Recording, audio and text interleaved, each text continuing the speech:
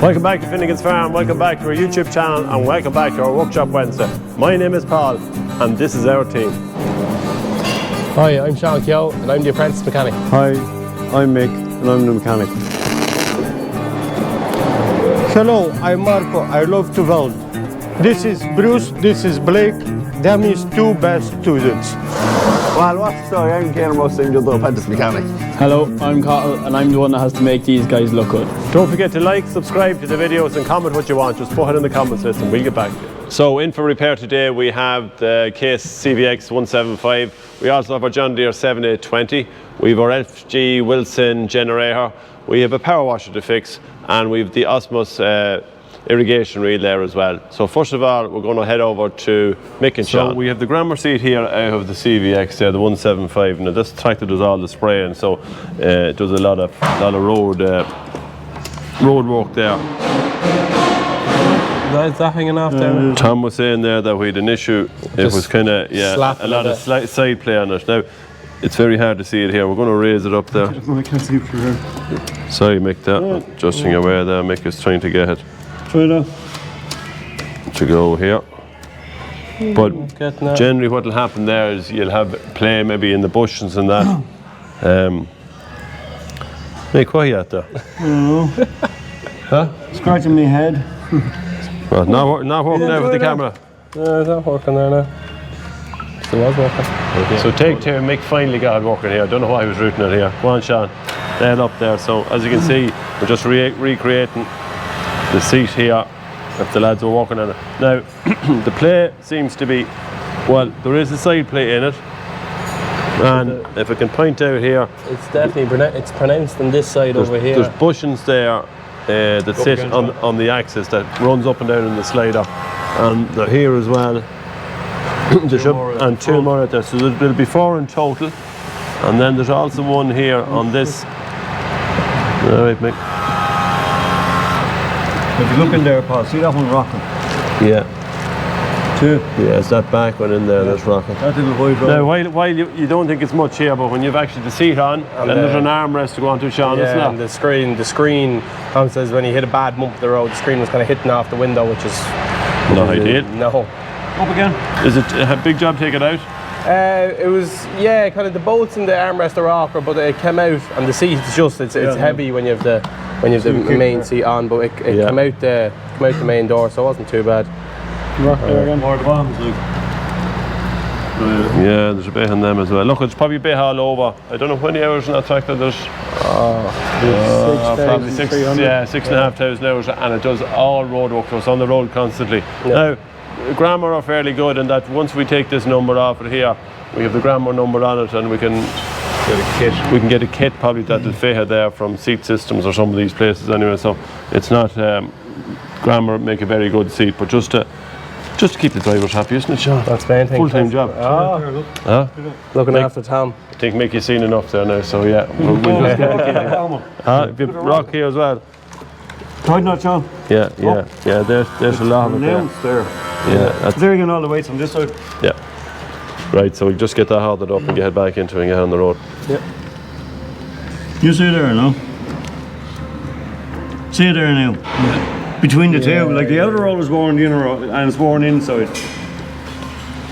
How do you get? So now we're over here with John on the. Is that John B? I think so. Is that John B? No, it's John. John! Why does he have to make noise for the video? Anyway, need to buy him a silent hammer. Quiet there, silent hammer. So we're over here with the 7820. We have a leak coming out of our, I think it was the return coming out of the oil cooler, and the O-rings were just gone hard inside it. Yeah. And when we took it out, we took the housing off, and them pipes just lift up.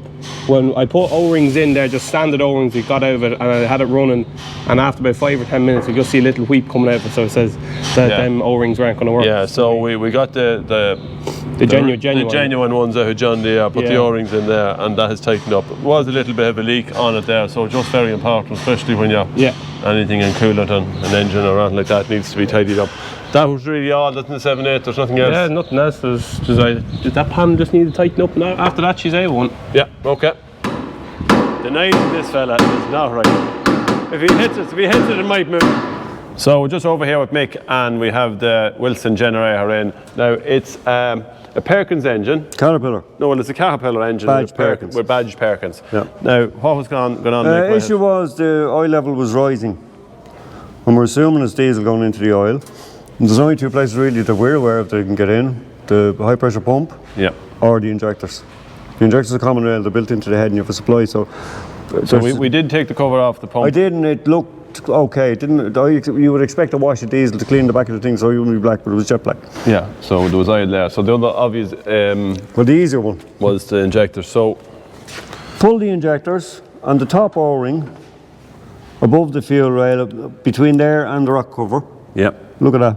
I don't know if you can pick it up there in the camera. It is very rough, and all of them are the same.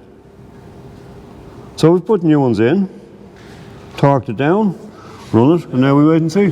So getting them out was no issue. Putting them back in was a little bit trickier. I ended up having to make 2-threaded bars and pull them down because when you can't hit it on top because there's electrical circuitry on top. I didn't want to give it a whack. Yeah. And you can't, if you whack it at the side, every time you hit it, it bounces on the other side, so it won't go down. So I ended up making up 2-threaded bars, little nut, pulled it down nice and even. I think there's a video of it there. Yeah, a little bit unexpected. Like we only have just under 3,000 out on the engine. Yep. And we just had that. Oil level was always rising and rising. Yeah, well, it was going way up. The last time I'd say we took 40 litres out, and it's 45 litres. It's a 37 litre capacity engine. Yeah. They're big. I don't know what to do with Jenny's. There's a big quantity of oil in them. Yeah, well, look, we have it. Mick has it all back together here now, so we're just going to have wait and see. We'll wait and see and see how it goes along. But I mean, if you have any comments there on, or any, anyone has any information, maybe why he has done it, or has it maybe done it on some engines. Looking at that, I think we have an obvious problem. Yeah, there. well, at least we have a problem here, and we can see it's fairly obvious. So at least that's. When I took them off in one particular part, near where the split, the backing ring is, there was little bits of black rubber in every one of them, like it was paired off there. Now, presumably, I don't know what they're running at. They're probably 2,000 bar. Yeah. Savage pressure. Oh, we shall see. So hopefully we'll wait and see anyway. So today we're just going to fix up the power washer with a tank here, a water tank. So it's kind of fully mobile there for the forklift that we can move it around. Now we have one of these set up already, but this is for the cattle farm there. They're going to start washing sheds there. And Jack has, we have this steel structure, this steel frame there. It actually comes, some of the rollers there for the Grimmy halves which come on these steel frames. So we said we must make use of it. Now Jack has timbered it all out there, cut and timbered it in, and that looks a good job. And then we have the bulk tank, or the IBC tank there, which is straightforward enough. Put that on the side of it there, and we're going to tee into it here now. So we have a little bit of work to do. What make is that it's a Volmac power washer, just a cold wash. Very powerful machine. It comes on wheels. We had it on the 4 wheels, but then sometimes you needed the water and the power washer, so we decided we'd combine the whole lot together, didn't we? Yeah. No big job putting that hand, was it? Oh no, not too bad now. Just cut the timbers and that's all. And tech screw them down into the frame there. Yep. So we're just going to connect it up now. A little bit of work to do here yet. Clean it up there and give it a wash down. We'll send it up the lads there in the cattle yard, and they can be washed away then. Yep. All right. So just here with Marco, job here to do on the irrigation reel here, on the Ocmis irrigation reel. This is a big bearing where the actual reel spins on. Now, we're not quite sure what happened. I think Marco has a little bit of suspicion maybe. Yeah, John B was racing on the road. Oh, right, okay. Yeah. But Speeding. But why do we always blame John B? Is it just John B? John B, yeah. So John B picked it up, brought it back, and then he noticed that we have a crack here on the main bearing. Now, it's a big lump of a housing. Probably costly enough to buy something like that, a big bearing in it here. But it's cracked here on where it's actually bolted to the main frame on both sides. What do you think we might be able to do with it? It's cast steel, so should be special welding rods for cast steel. No, I can't take this bearing out.